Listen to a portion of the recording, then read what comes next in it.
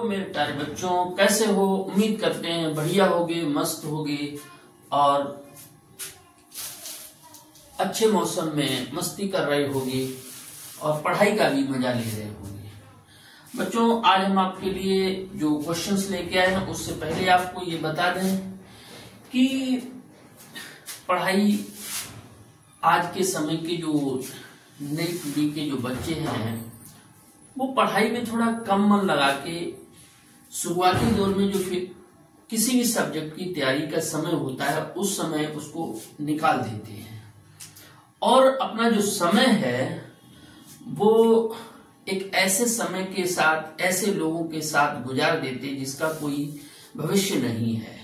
हालांकि ये modern time है, इसमें सब कुछ जायज है, सब कुछ बच्चे कर रहे हैं, लेकिन मेरी एक सलाह है, पढ़ने के साथ जो भी आप कर रहे हैं उसके साथ साथ आपका जो कैरियर है उसके लिए भी ध्यान देना चाहिए और पढ़ाई को भी उतना ही तवज्जो दो जितना कि आप किसी अन्य मैटर्स के लिए या यूं कहें कि रील बनाने में या अफेयर्स वगैरह के चक्कर में पड़े रहते हैं। और जिन सुंदरियों के चक्कर में पड़े हैं वो तो किसी न किसी दिन एक दिन किसी कोई दूसरा ले जाएगा और अगर तुम ले गए तो अपनी माँ बाप की इज्जत नीलाम करके ले जाओगे, क्योंकि आप किसी लायक नहीं छोड़ोगे। या तो फिर इतना पढ़िएगा कि आप कुछ बन जाएं और जब बन जाएंगे तब आप अपनी फैमिली को, सामने वाले की फैमिली को एडजस्ट कर सकते हैं। तो मेरे प्यारे बच्चों, आपको ये मेरी सलाह है, जमाने के साथ तो चलिए लेकिन ऐसा भी नहीं कि आप बिल्कुल भी अपना ध्यान ना दें। तो बच्चों, अपना भी ध्यान रखिएगा और अपनी फैमिली को भी, क्योंकि आपके ऊपर एक पूरी फैमिली की जिम्मेदारी होती है। आप देश के भविष्य हैं। देश से पहले आप अपनी फैमिली के लिए सहयोग करिए, अपनी फैमिली के लिए सोचिए और उसके बाद जब आपका समय अच्छा, बहुत अच्छा आप कर लेंगे तब सब कुछ चल सकता है। इसी के साथ हम आपके प्रश्न की ओर चलते हैं। आज का हमारा प्रश्न है आवेशित चालक की स्थिति ऊर्जा। तो बेटा, ये कभी कभी ऐसे भी पूछा गया है कि सिद्ध कीजिए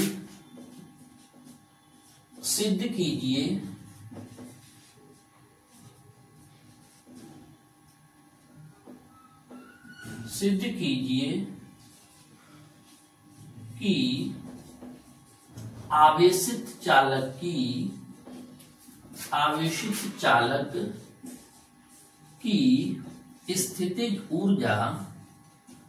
स्थितिज ऊर्जा U बराबर 1/2 CV² होती है। ये भी ऐसे भी पूछा गया। एक तो ऐसे ही कह देंगे कि आवेशित चालक की स्थितिज ऊर्जा के लिए व्यंजक प्राप्त कीजिए, अथवा ऐसे कह देंगे कि सिद्ध कीजिए कि आवेशित चालक की स्थितिज ऊर्जा इतना होती है। तो बच्चों, पहले तो हमें ये पता करना है बेटा कि हमें सबसे पहले कोई चालक है उसको आवेशित करना है। जब भी आप किसी को कुछ देंगे या यूं कह दें कि चालक को आवेश दे रहे हैं तो बिना कार्य के तो दे नहीं सकते। तो ऐसा कह सकते हैं किसी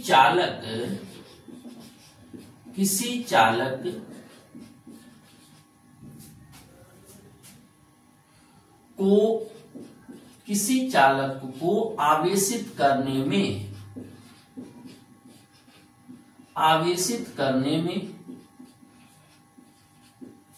जितना कार्य करना पड़ता है उसे आवेशित चालक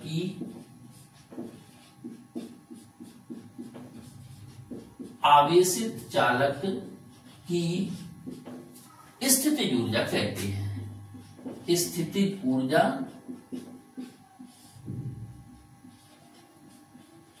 कहते हैं। तो बेटा, ये तो उसकी परिभाषा हो गई कि स्थितिज ऊर्जा है क्या।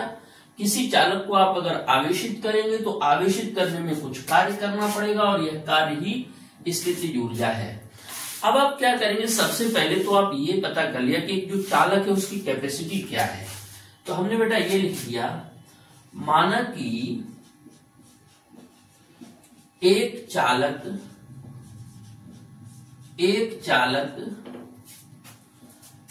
की धारिता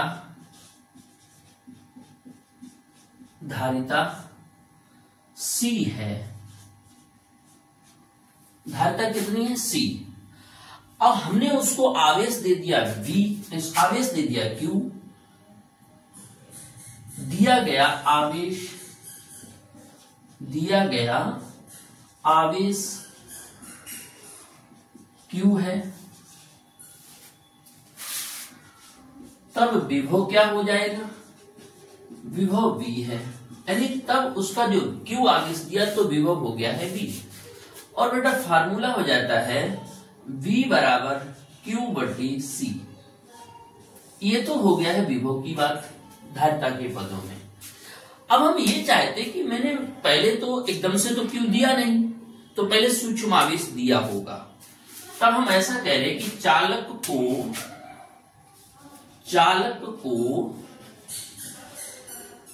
dq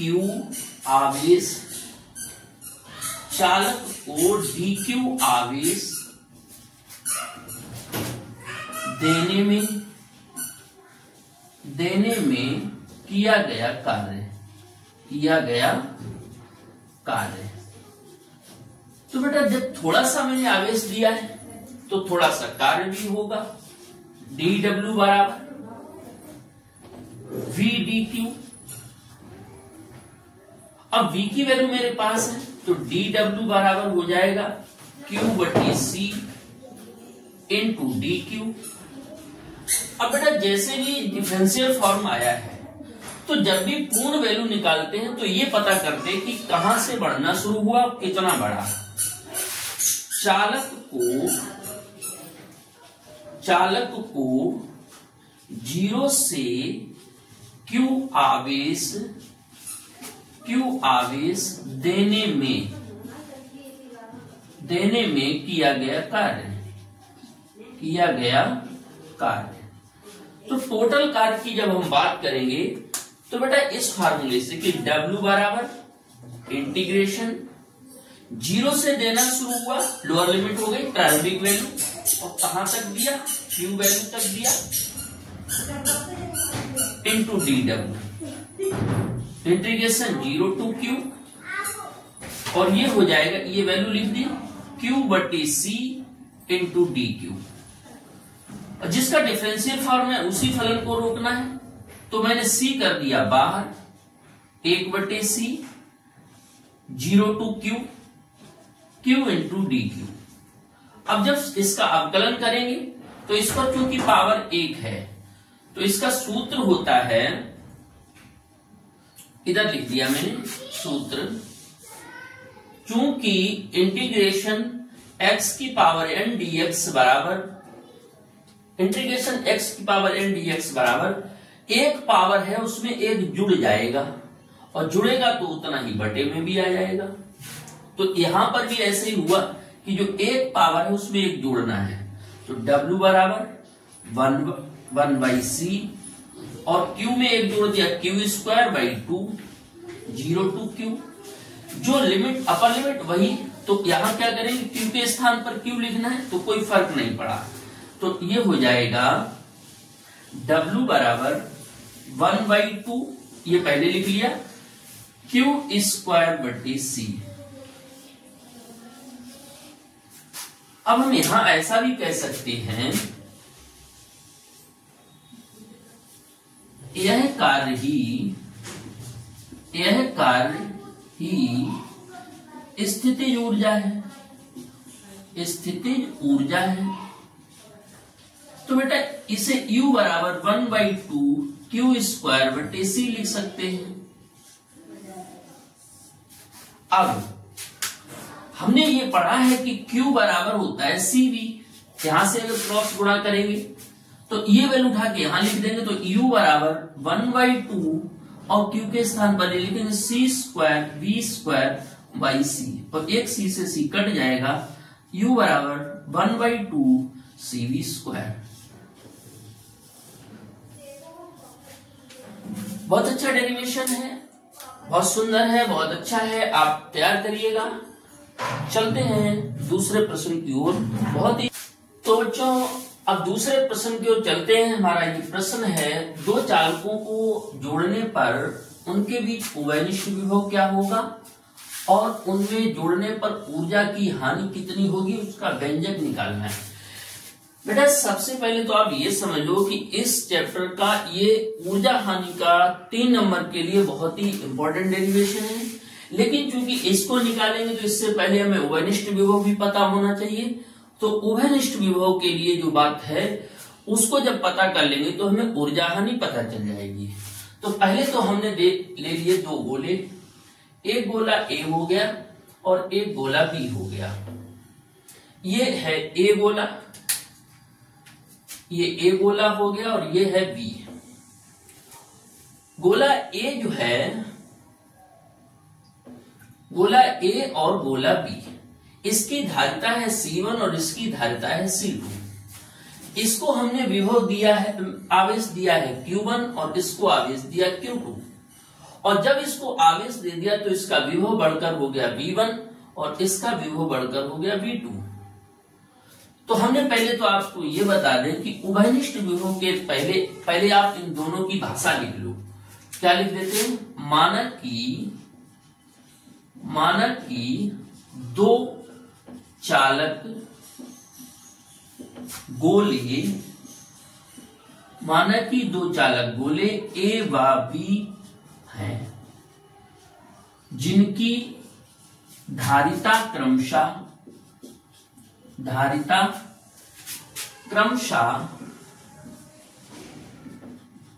C1 व C2 तथा आवेश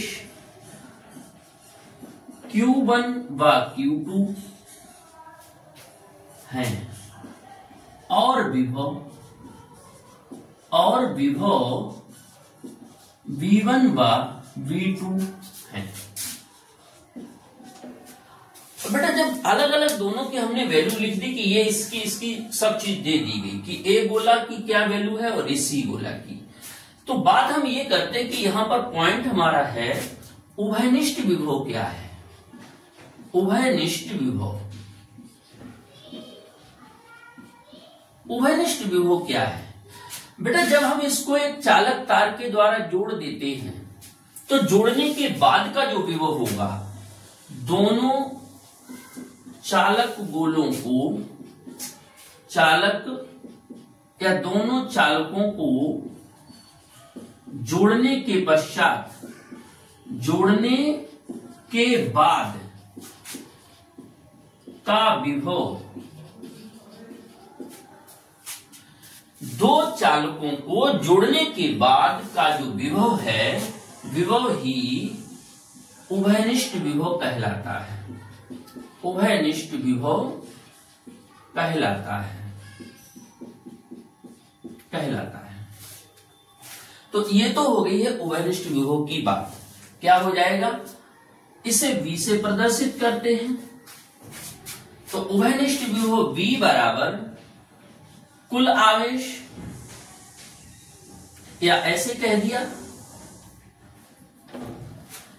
उभयनिष्ठ विभव जब हमें निकालना है तो अब चूंकि V बराबर फार्मूले के हिसाब से अगर चलें तो V बराबर Q/C हुआ, तो कुल आवेश हो जाएगा, कुल आवेश बटे कुल धारिता।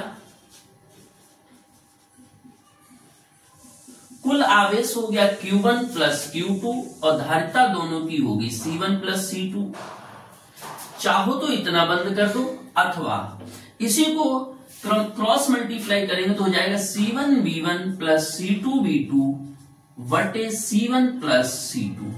तो ये हमारा पता चल गया कि जोड़ने के बाद का जो विभव है उसी को हम उभयनिष्ठ विभव कहते हैं। इसका फॉर्मूला पता चल गया। अब बेटा हमें ऊर्जा हानि निकालनी है। ऊर्जा हानि,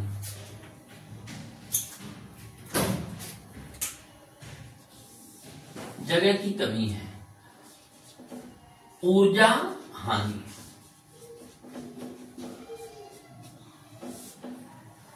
तो पहले तो हमें यह पता करना है कि जब मैंने जोड़ा नहीं था तब ऊर्जा क्या थी। तो जोड़ने से पहले की ऊर्जा पता कर लो। तो जोड़ने से पहले के अलग अलग सब कुछ, ए की वैल्यू मालूम, बी की वैल्यू मालूम, तो जोड़ने से पहले दोनों को एक साथ जोड़ दो। जैसे पॉइंट नंबर 1, और ये लिख सकते हैं जोड़ने से पहले, जोड़ने से पहले की ऊर्जा। अब बेटा मैंने इसको जोड़ने से पहले वाले को मान लिया U1, और तब U A की ऊर्जा प्लस U B की ऊर्जा। ऊर्जा का फार्मूला क्या है? ऊर्जा का फार्मूला है 1/2 CV², 1/2 C1V1² प्लस 1/2 C2V2²। ये बेटा U1 की वैल्यू हमें पता चल गई। अब हम ये जानना चाहते कि जोड़ने के बाद की ऊर्जा क्या है। जोड़ने के बाद की ऊर्जा, तो जब हम जोड़ेंगे तो जो V1 V2 है वो बन जाएगा V। जैसे U2 बराबर 1/2। अगर दोनों को जोड़ दिया हमने तो दोनों की धारिता हो गई C1 प्लस C2, और वोल्ट जो दोनों का विभव है वो कहलाएगा V, तो CV², और V की वैल्यू यहां से रख देते हैं, तब ये आ जाएगा U2 बराबर 1/2 C1 प्लस C2 का इंटू, और ये हो जाएगा C1V1 प्लस C2V2 का होल स्क्वायर बटे C1 प्लस C2 का होल स्क्वायर, और ये कट जाएगा पूरा। बचेगा क्या? बचेगा आपके पास जो बचा है उसे एक बार लिख लीजिए। U2 बराबर 1/2, और ये बचेगा C1V1 प्लस C2V2 का होल स्क्वायर बटे C1 प्लस C2। ये बेटा मेरे पास जो ऊर्जा आई है वो जोड़ने के बाद की हो गई। तो ऊर्जा हानि क्या है? ऊर्जा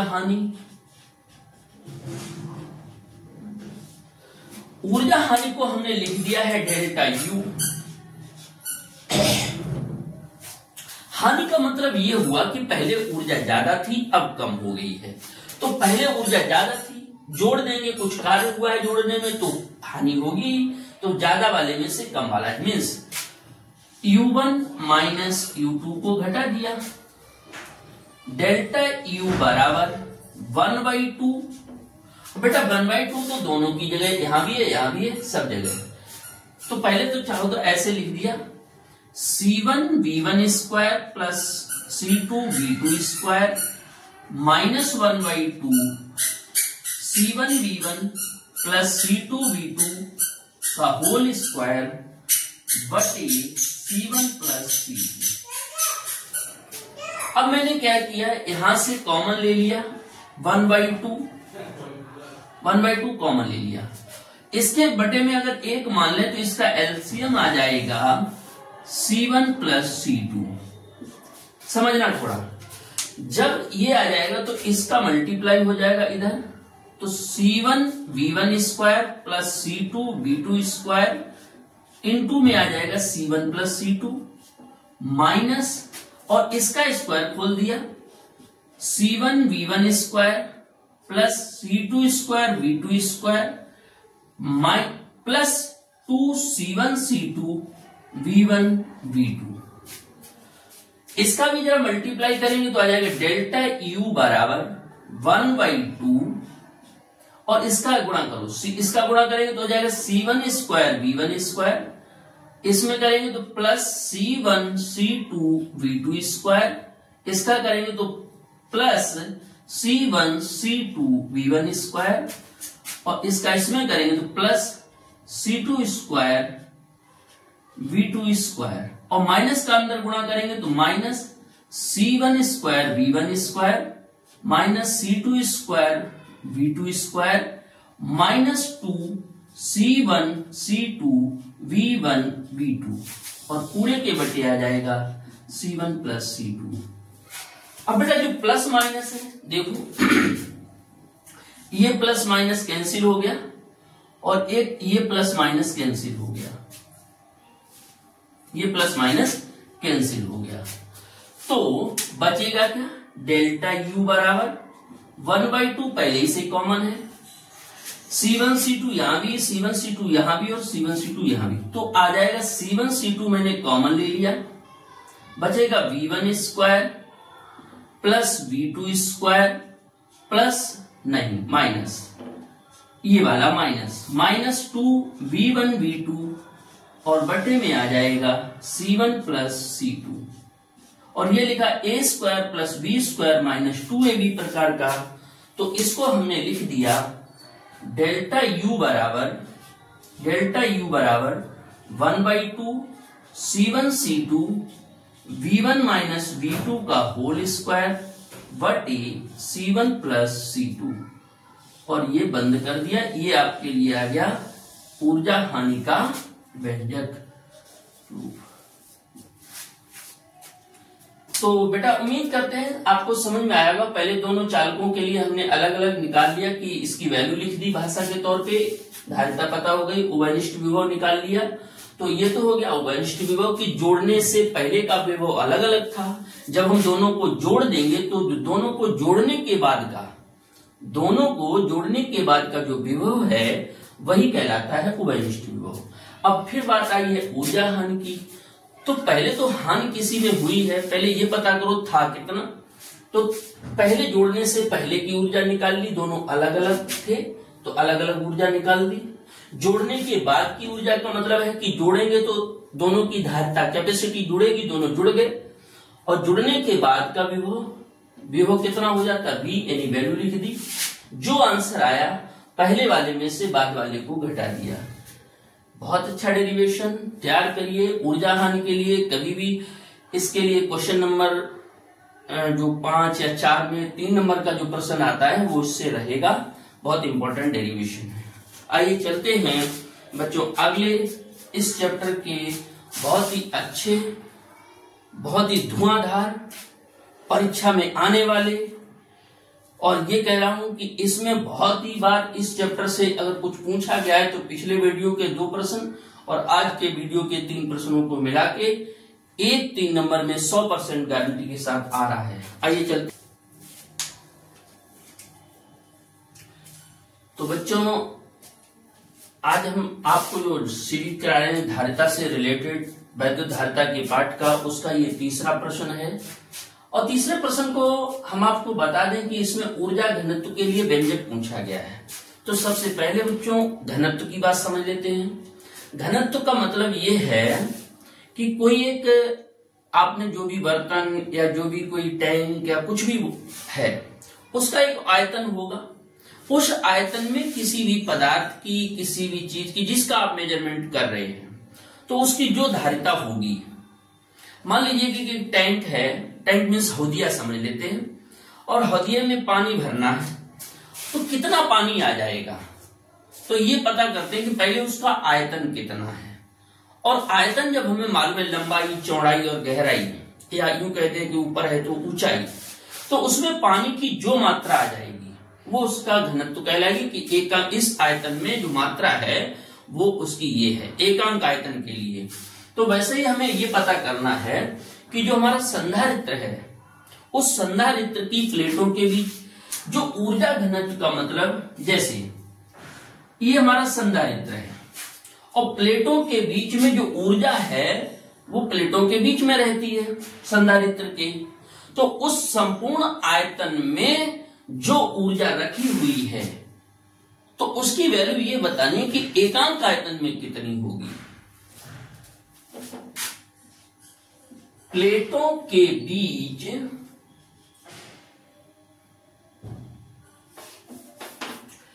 मतलब ऐसे है कि ये जो संधारित्र है उसके बीच में भरी हुई है ऊर्जा, टोटल ऊर्जा। ऐसे कह देते हैं कि आवेशित चालक की स्थितिज ऊर्जा, आवेशित चालक की ऊर्जा प्लेटों के बीच में संचित रहती है। अगर कोई चालक आवेशित किया है आपने, तो उसकी जो यानी संधारित्र की जब बात हो रही है, तो उसमें जो ऊर्जा है वो उसकी प्लेटों के बीच में है। तो लिख देते हैं कि प्लेटों के बीच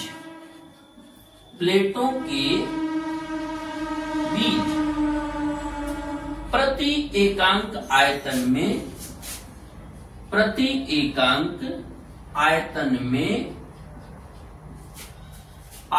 में उपस्थित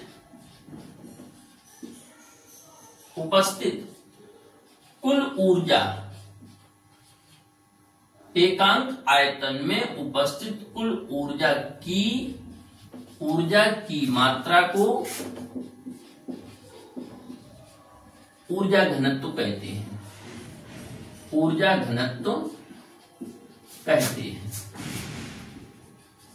इसे स्मॉल यू से प्रदर्शित करते हैं।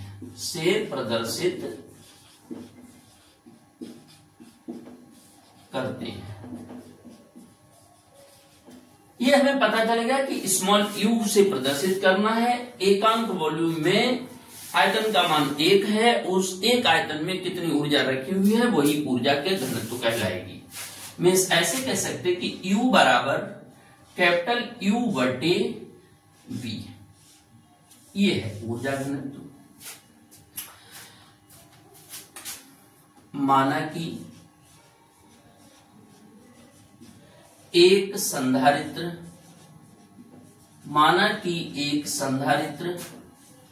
की धारिता C है और विभव V है। हमें एक संधारित्र है, ये पता चल गया कि इस संधारित्र की जो धारिता है वो C है और विभव उसको हमने V दिया है। तो ऊर्जा क्या हो जाएगी?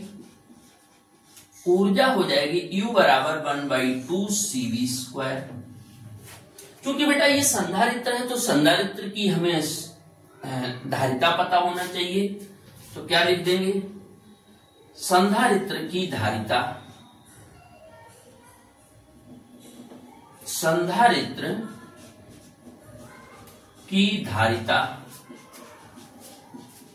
C बराबर A/0/d। अब मैंने मान लिया कि उसमें वायु है, तो उस वायु के मीडियम में धारिता की वैल्यू क्या है? अब धारिता जब हमें निकालनी है तो ये वैल्यू उठा के यहां लिख दो। अतः ऊर्जा U बराबर 1/2 और C की जगह ये आ जाएगा A/0/d और इनटू में V²। अब हमारे पास बेटा V खत्म करना है, क्योंकि मेरा डेरिवेशन क्या है? तीव्रता लाना है। तब मैंने ऐसे कह दिया, चूंकि प्लेटों के बीच की दूरी स्मॉल d है। अब दूरी हमें मालूम हो गई कि ये हमारे प्लेटों के बीच की दूरी हो गई। इसको हमने वोल्टेज दिया है V, तो इसके भीतर जो वैद्युत बल रेखाएं चल रही हैं वो क्या होंगी? तब हम ऐसा कह देते हैं, चूंकि V बराबर होता है ED, और ये वैल्यू उठा के रख देते हैं यहां पे। तब आ जाएगा हमारे पास डेरिवेशन U बराबर 1/2 A/0/d इंटू V की जगह जब ये लिखेंगे तो वर्ग करेंगे, ED का वर्ग हो जाएगा और ये आ जाएगा U बराबर 1/2 ए एप्सिलॉन 0 बटे D into E square D square. D से डी खत्म हो जाएगा और बेटा जो क्षेत्रफल इंटू दूरी, ये क्षेत्रफल हो गया, ये दूरी हो गई। क्षेत्रफल में प्लेटों के बीच की दूरी का गुणा करेंगे तो आयतन बन जाएगा। तो U बराबर आ जाएगा 1/2 एप्सिलॉन 0 ई स्क्वायर, एक ब्रैकेट में कर दिया, और हमने जो आयतन है ये A इंटू डी, उसकी जगह पे V लिख सकते हैं। U बराबर 1/2 A 1/2 epsilon 0 E square into V, और इस U बराबर ऊर्जा घनत्व, ऊर्जा घनत्व U बराबर कैपिटल U बटे V, 1/V अलग घटाया, इस U की वैल्यू लिख दी इसकी, तो ये हो जाएगा इंटू में 1/2 epsilon 0 E square into V, और V से V खत्म हो जाएगा। डेरिवेशन आ जाएगा बेटा स्मॉल u बराबर 1/2 एप्सिलॉन 0 ई स्क्वायर। तो ये बेटा डेरिवेशन आपका हुआ है प्लेटों के बीच, और मैं तो ये कहता हूं 2025 परीक्षा के लिए वेरी वेरी इंपॉर्टेंट डेरिवेशन। इसको नहीं पढ़ा तो कुछ नहीं पढ़ा। ये डेरिवेशन इस साल पिछले 2 वर्षों से ये परीक्षा में नहीं आया है, इसलिए ये 100% इंपॉर्टेंट है। आइए इसी क्रम में हम आपको लगे हाथ ये भी समझा दें कि श्रेणी क्रम और समांतर क्रम क्या होता है। तो पहले बेटा समझते हैं श्रेणी क्रम संयोजन। आपके लिए इसमें हम चौथा प्रश्न जो लेके आए हैं वो बहुत ही सरल है। न्यूमेरिकल की दृष्टि से कि आपको कोई न्यूमेरिकल श्रेणी क्रम और समांतर क्रम पर आधारित अगर आता है तो आप जब तक आपको ये क्रम नहीं पता होंगे कि कौन सा श्रेणी और कौन सा समांतर, तब आप कैसे सवाल में न्यूमेरिकल में पहचानेंगे कि क्या क्रम लगाना चाहिए। तो इसके लिए हम आपके लिए लेके आए हैं चौथा श्रेणी क्रम और समांतर क्रम का डेरिवेशन। आइए चलते हैं चौथे प्रश्न की ओर, देखते हैं। तो बेटा श्रेणी क्रम हमें पता करना है, तो पहले इसका चित्र देख लेते हैं। मैंने 3 संधारित्रों को ले लिया। 3 संधारित्र हैं हमारे पास, एक हो गया C1, एक हो गया C2 और एक हो गया C3, और तीनों ऐसे रखे हुए हैं। पहले संधारित्र एक प्लेट ये वाली हो गई, एक प्लेट 1 2 1 2 1 2।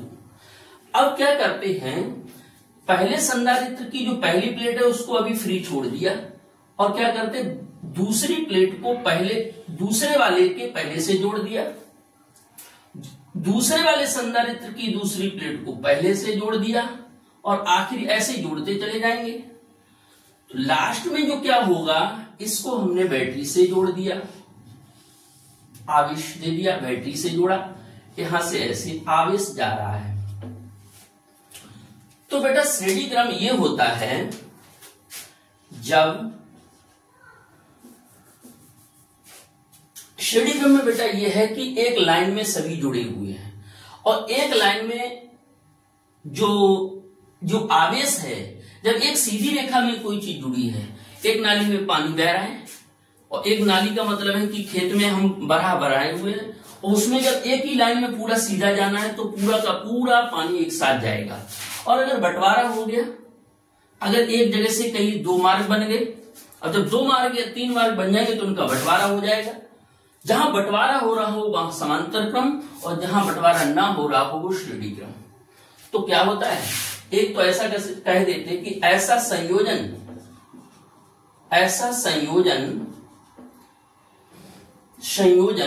जिसमें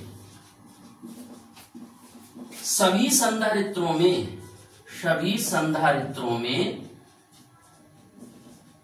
आवेश एक समान होता है,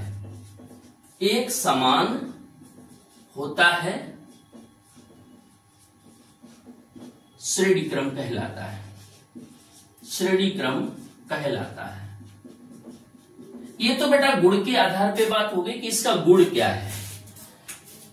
जब पहले संधारित्र की दूसरी प्लेट को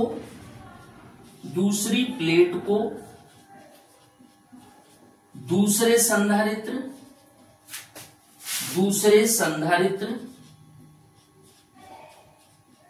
की पहली प्लेट से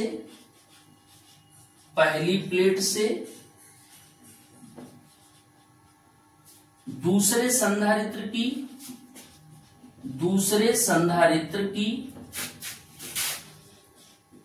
दूसरी प्लेट को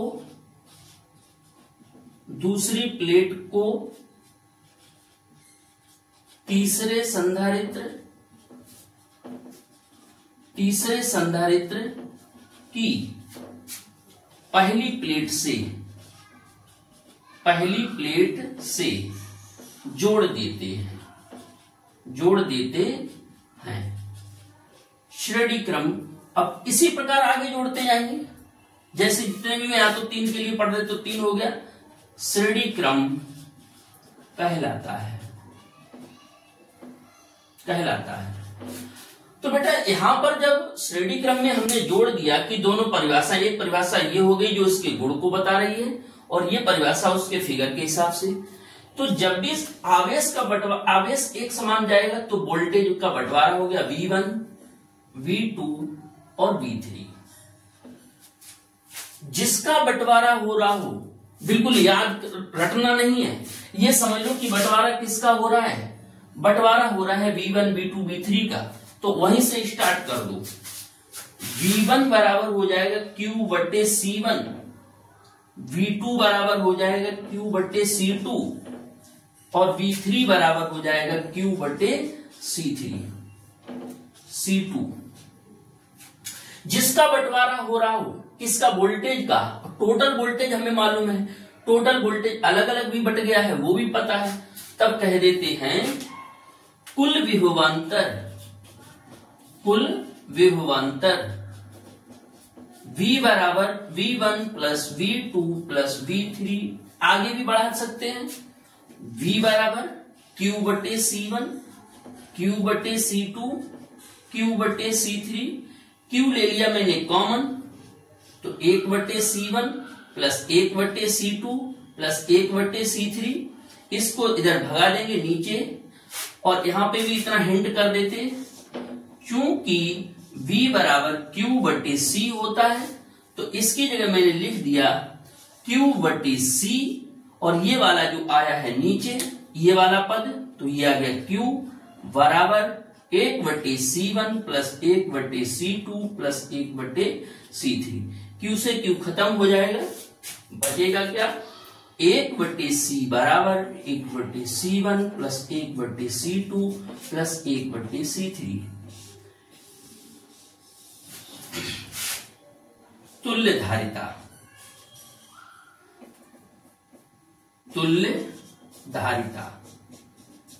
ये बेटा श्रेणी क्रम में टोटल धारिता का व्यंजक आ गया। अब समांतर क्रम की ओर चलते हैं। समांतर क्रम में ये होता है कि अगर हमने 3 संधारित्र लिए हैं, 3 संधारित्र, जिसका हमने दे दिया कि ये C1 हो गया, ये C2 हो गया और ये C3 हो गया। सबकी पहली प्लेटें ये हो गई, दूसरी प्लेटें ये हो गई। पहली प्लेटों को एक जगह से जोड़ दो, पहली प्लेटों को, और दूसरी प्लेटों को दूसरी जगह से जोड़ दो। जगह मतलब बिंदु से, एक A बिंदु हो गया, एक B हो गया, और बाद में इन दोनों बिंदुओं को जोड़ दो एक बैटरी से, जिसका B वोल्टेज कितना हो गया, B। तो बेटा समांतर क्रम में दोनों का जो नहीं बदलता है वो वोल्टेज नहीं बदलता है। यहां से जो आवेश जाएगा Q, वो जैसे ही यहां पहुंचेगा तो उसका बंटवारा हो जाएगा। बंटवारा मतलब पहले वाले को मिल गया Q1, Q2 और Q3, बंटवारा हो गया। तो इसका एक गुण ये भी है परिभाषा के तौर पे कि संधारित्रों का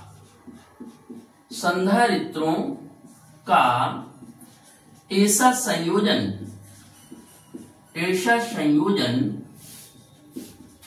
जिसमें आवेश सभी में आवेश अलग अलग, आवेश कैसा है, अलग अलग है, तो आवेश अलग अलग व विभव एक समान होता है, विभव एक समान होता है, श्रेणी क्रम कहलाता है। सॉरी, विभव आवेश अलग अलग होता है और विभव एक समान रहता है, तो उसे समांतर क्रम कहते हैं। अब इसको हम ऐसे भी बेटा लिख सकते हैं कि सभी संधारित्रों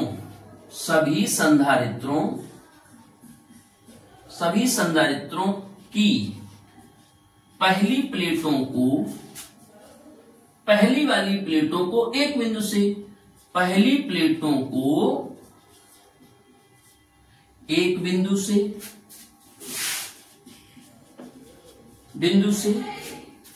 पहली प्लेटों को सबको एक बिंदु से जोड़ दिया, व दूसरी प्लेटों को दूसरे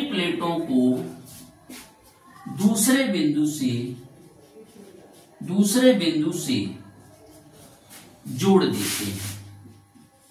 जोड़ देते हैं, समांतर क्रम संयोजन कहलाता है, समांतर क्रम कहलाता है। अब बेटा मैंने अभी जब श्रेणी क्रम बताया, तो जिसका बंटवारा होता उसी से मतलब है, वहीं से स्टार्ट करना है, रटना नहीं है।